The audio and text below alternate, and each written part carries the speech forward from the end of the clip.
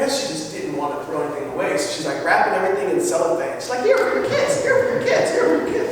So I'm a potter. What do I want from plates from Pier 1? The last thing that I want is a plate from Pier 1.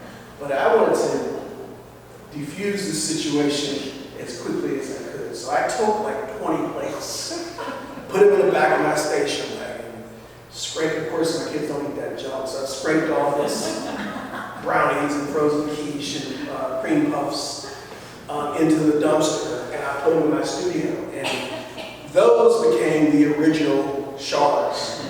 I didn't add that story. But then, and then later when this, and of course, then I went from that to using student work, and then later when we started to China, now I just have an endless supply of shards. But the idea of reclaiming, I'm finding, has a couple important and generative metaphors. So one, the idea of reclaiming history, but also tilling, reclaiming the land, starting over, but even this idea of clay itself, like you work in clay and you can slate something down and wedge it and make something new. But there's no one to say that we can't reclaim fire clay. And over the last few years, I've just been pushing back on all of these perceived conventions. There's so much language in the sensibilities of clay that are underutilized, like how something cracks and breaks when it's fired. Like that's not something that we really think of as more than an accident. The same thing with like glaze. So a lot of the things that I'm trying to unlearn, like a lot of pieces I'll use glaze as a glue, and I remember like, you don't want to accidentally glaze that lid on, so make sure you wipe the glaze off. But I realize now that I'm able to fuse things together and use glaze for that purpose. So a lot of things is about learning the rules so you can forget them or break them. But reclaiming has been something that has continually been part of my work for a long time now. The other thing I want to say about is about information, and I want to move along to some of these other pieces in a minute. But like the idea of piercing is connected obviously to Nkisi culture, and it's interesting. I was having a conversation with my wife about this because she wasn't even aware of this, and now she has a very different perspective. She never really liked the nail pieces much, but. To say this in a very succinct way, the idea of, in the particular cultures, of piercing something, one way I'll describe it is said to kind of ward off evil spirits. But another way it is said to kind of affirm an oath, or I like to describe it as like kind of putting a pin in something. This is your commitment. Let's not forget that this is what we're expected to do. And some of them are like said to me about social responsibility, about activism. But I also want to kind of dispel that idea that anything that I make is really about one thing, or intended to be about one thing. And when I say that, I'm essentially saying that it's information, and these nails can serve multiple purposes. So when I say information, they represent nails, obviously. Can't really dispel that. But they also reference Nkisi. But then nails have a certain texture. And nails, from a formal perspective, nails can reference multiple things. So in some of my work, they represent crowns. In some of my work, they represent hair or manes. In some of my work, they represent, obviously, or they give a nod to the history of Nkisi. This is a piece here that embarrasses my son a lot. It's the one back here called Treasure Trail. So I have 3 kids. They're all completely different, as most people's kids are in every way. But my youngest son is an open book about everything. If he has an erotic dream, he wakes me up and tells me, Dad, she came to me in the night. Dude, why do I have to hear this? And he has never changed about that. And he's getting older now. Every time he's seen a change down here, he told me about that. Dad, there are 2 more. They're getting darker. And it's interesting, it's funny, and it's real, but there are like works of art devoted to rites of passage and transition, right? And what does that mean? So I'm getting goosebumps even thinking about this. But, I think that that's something that I like to think about. There is a playfulness. What's playful is when something comes from, when something is demysticized, that's what makes it playful, right? We've all gone through, most of us have gone through changes, and we have different ways of recognizing these changes, whether it's through a buddy system or private. But change is inevitable, and it's certainly a mile marker in our transitions, and which will transition again, right? So I wanted to devote a piece of work to that, and of course it's kind of a tongue-in-cheek thing, and it's between me and my son.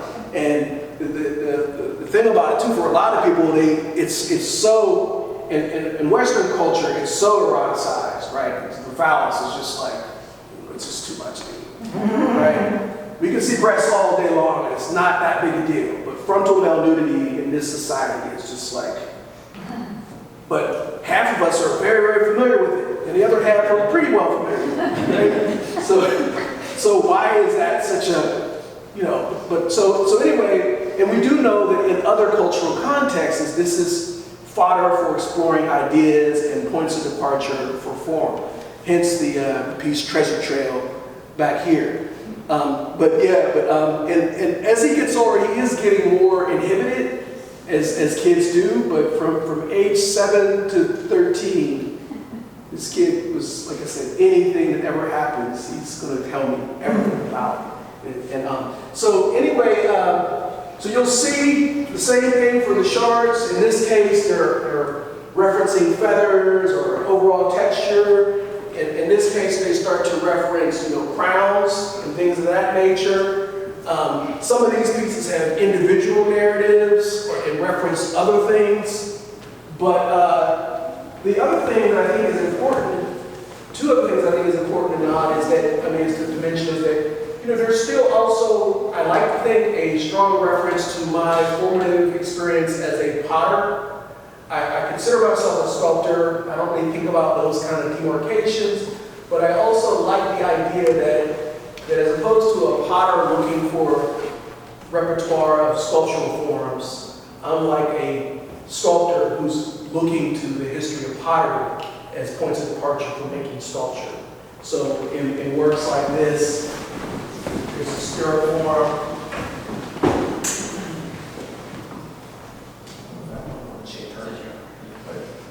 Might be wax. It might be wax. Yeah.